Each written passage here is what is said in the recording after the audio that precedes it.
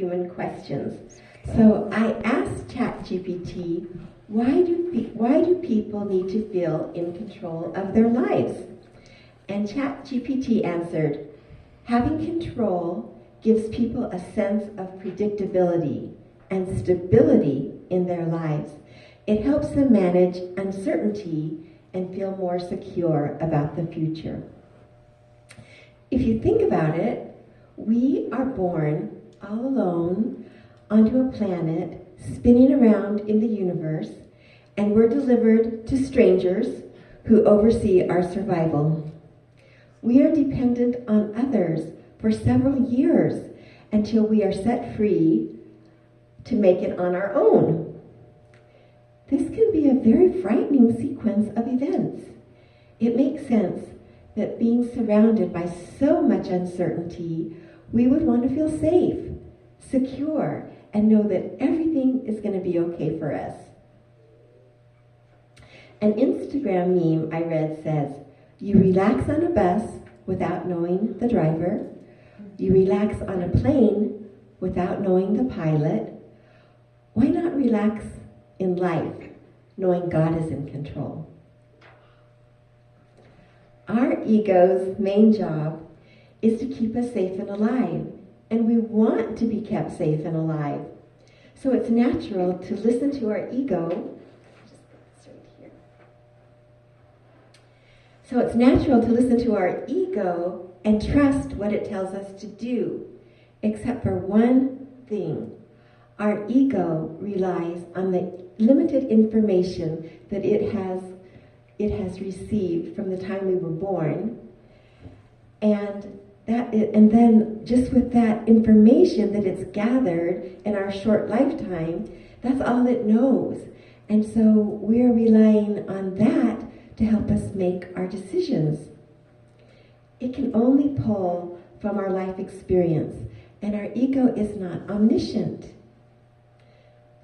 So we have this difficult tussle going on about in our heads. Do we listen to our ego, which seems to be a sure thing, or do we cast aside its advice, which is trying to keep us safe and alive, and silence our head and listen to the quiet promptings of God? So we're always in this state of, do I just do what my ego is telling me to do and run with it? Or do I pause and try to listen to those quiet promptings of God? And we're always in this struggle. So that's a toughie.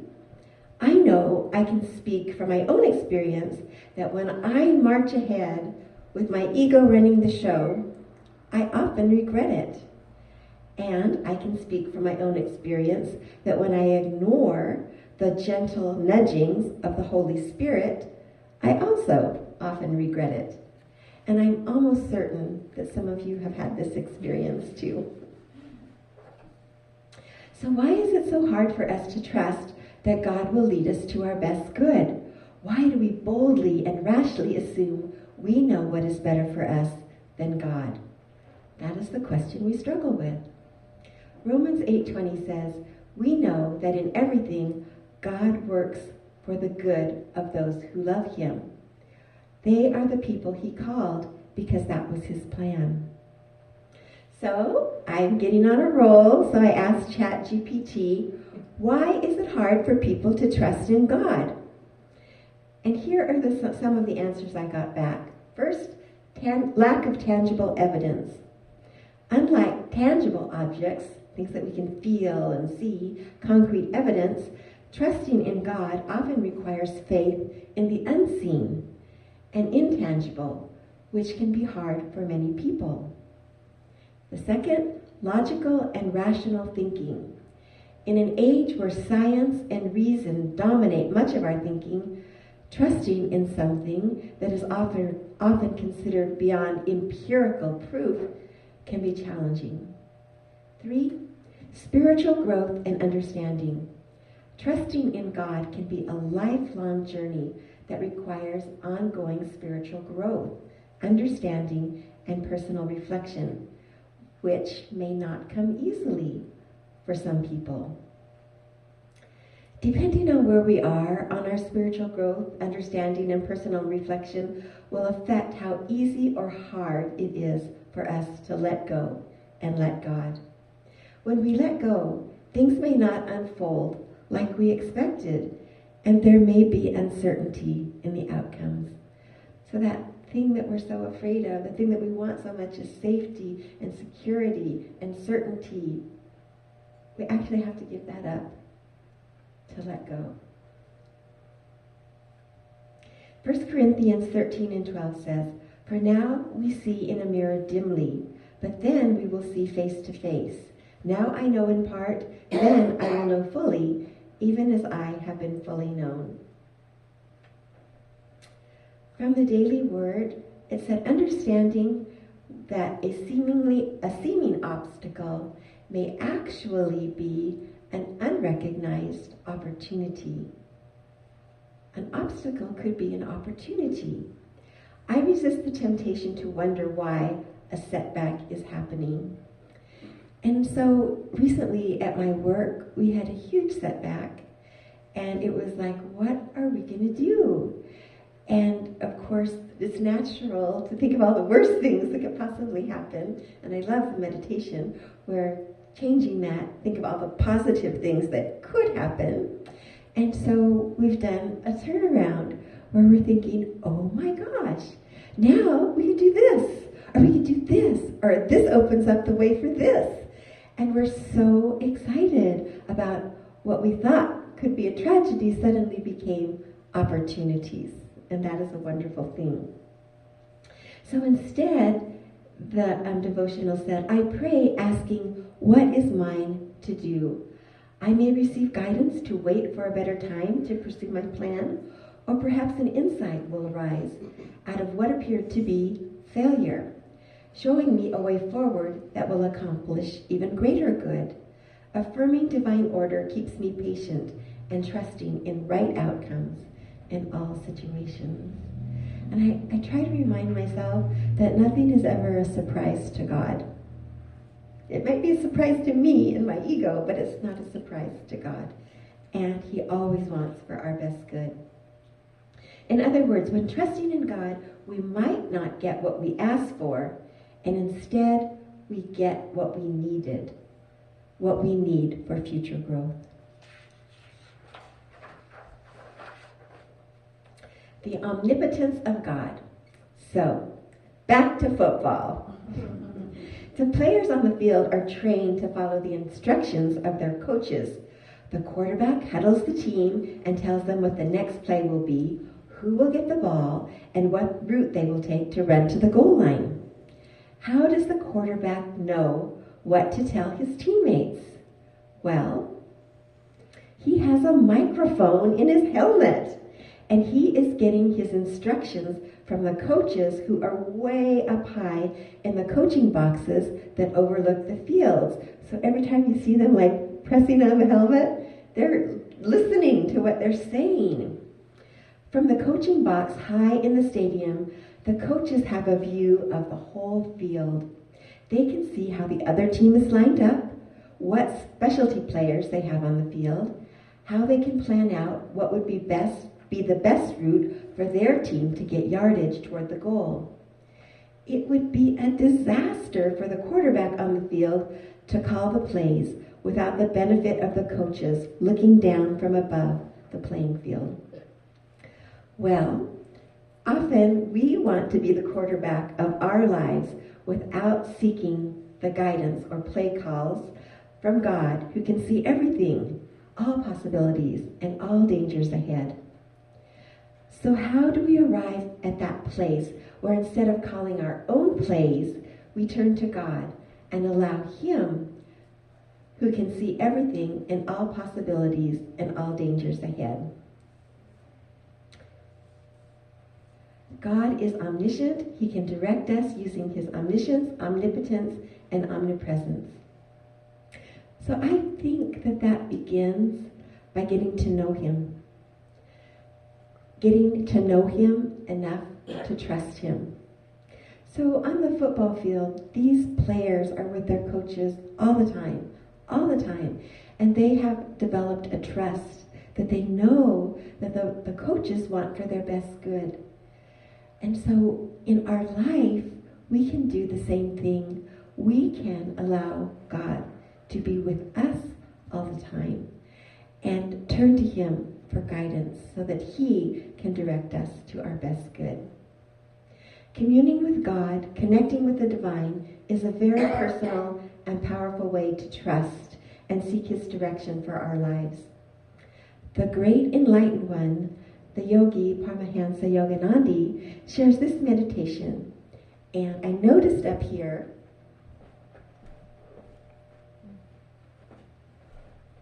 that you have his book. And this is the autobiography of a yogi. And he is very renowned, very beloved, and people all over the world have turned to him for his insights.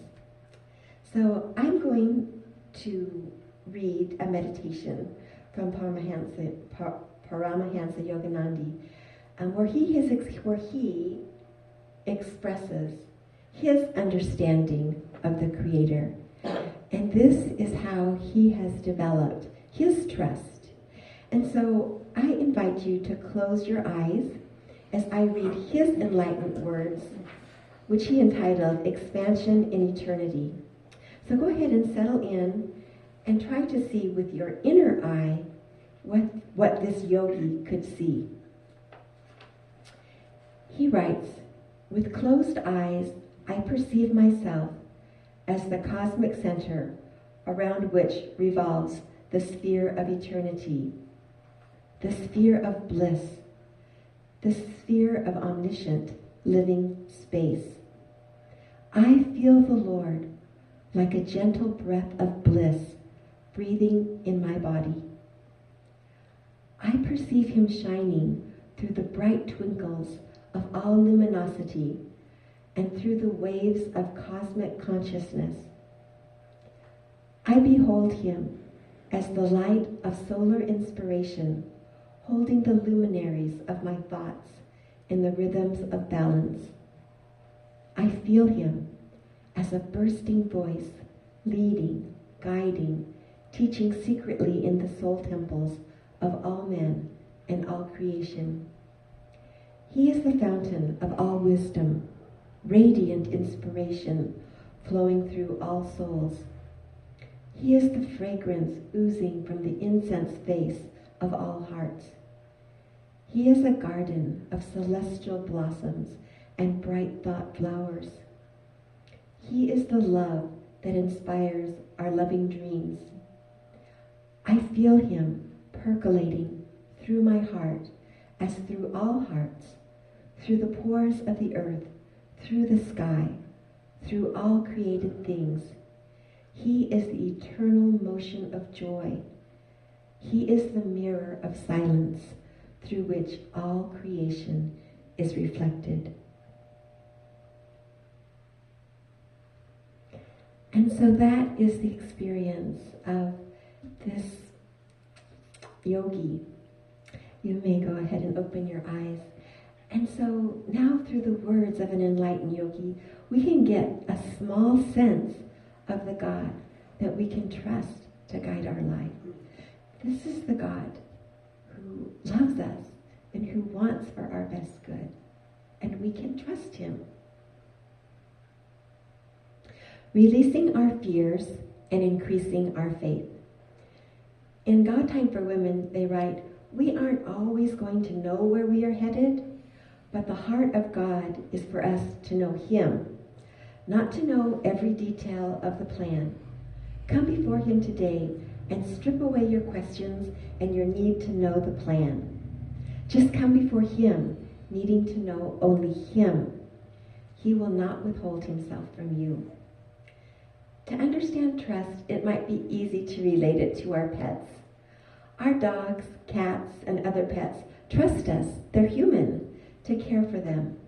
They trust us to feed them every day. They trust us to pay attention to them, walk them, play with them, exercise them. They literally trust us with their very lives. And in return, we lovingly take care of them.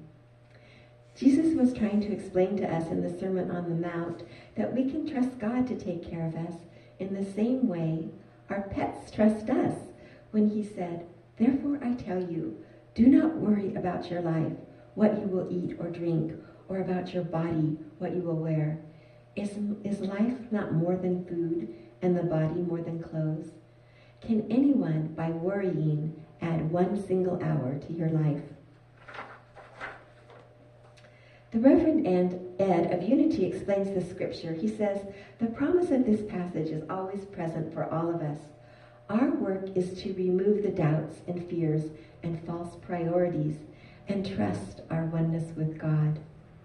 God Time for Women says, "There will be many unknowns in your life. There will be moments when the rug feels as though it's been pulled out from under you, and there is nothing to do but despair. In those moments that you can't control, you can trust. You can rest your soul, your mind, and your body in the hands of the one who has the power to sustain you." And Psalms 3 and 5 says, "I lay down and slept. I awoke, for the Lord sustains me." I think that's so beautiful, to just lay down and sleep and awake knowing that all will be well. So many of you have followed me in my recent health journeys throughout the years, and I truly feel that my setbacks have been teaching moments for me. Wondering about dying also makes us wonder about living. And in my personal circumstance, I wondered about what is my purpose? What is God's purpose for me? For so long, I had this nagging feeling that I was supposed to do something with my life, and I felt that I'd let myself and God down because I hadn't started. So in the past few years, I began listening to those nudges, and instead of freezing in fear, I started to follow. I couldn't see the big picture at first, and even now, I can't see the big picture. But I started to trust that God can. So every day in prayer, I just asked, "What would you have me do today?" And I would write it down on my to-do list for the day. And I would do it, just one little thing. Then, day by day, I could see I was making progress. Things were happening. People were showing up to help me.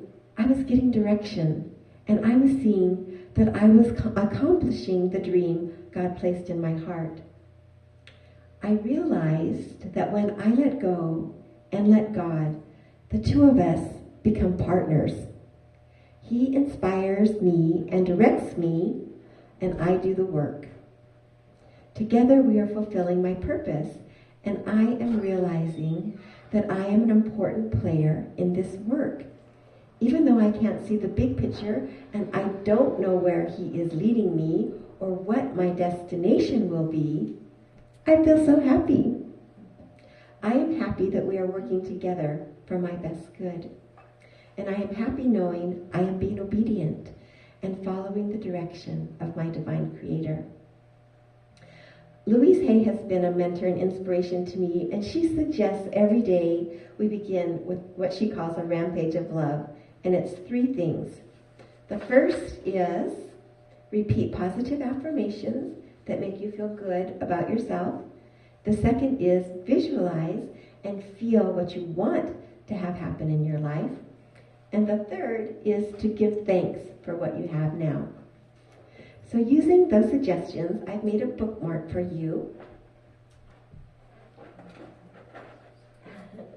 Laura, do you want to pass it up? Certainly. One for me. Okay.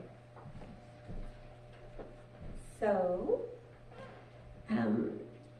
it has your own little to-do list on it. And so you can keep this by your bed or whatever book you're reading at the time. And then in the morning, when you get up to make your to-do list, you can give yourself some positive affirmations. You can visualize what you want. You can say what you're grateful for. And then you can make your to-do list.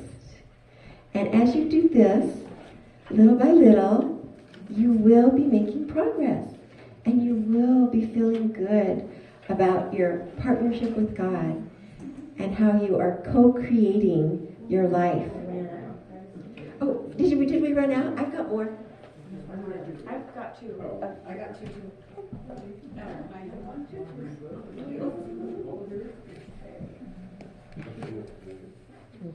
Do we still need some more? I think we got it. Okay, awesome. My hope is that this will be a practical way for you to daily draw closer to our divine source and learn to trust Him so that you too can let go and let God work in your life. Conclusion. From the devotional God Time for Women, it says, God will show us things we don't even know. We limit Him to our experience and what we presently know of both Him and of life. He will show us great and mighty things. God is not limited by time, space, or human understanding. Put your hope and faith in the God who is. And then Jeremiah 33, 2-3 says, call to me, and I will answer you, and show you great and mighty things which you do not know. Now, football season is on break until the fall, but in time, the crisp air will be upon us, and our favorite teams will be playing in the grand stadiums.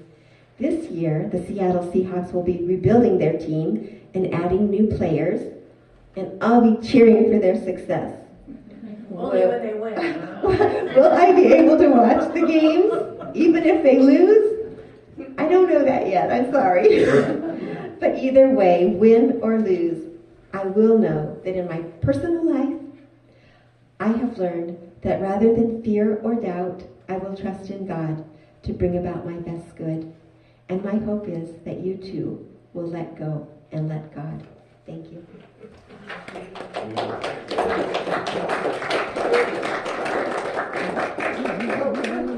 I want to know how my baby did last night. And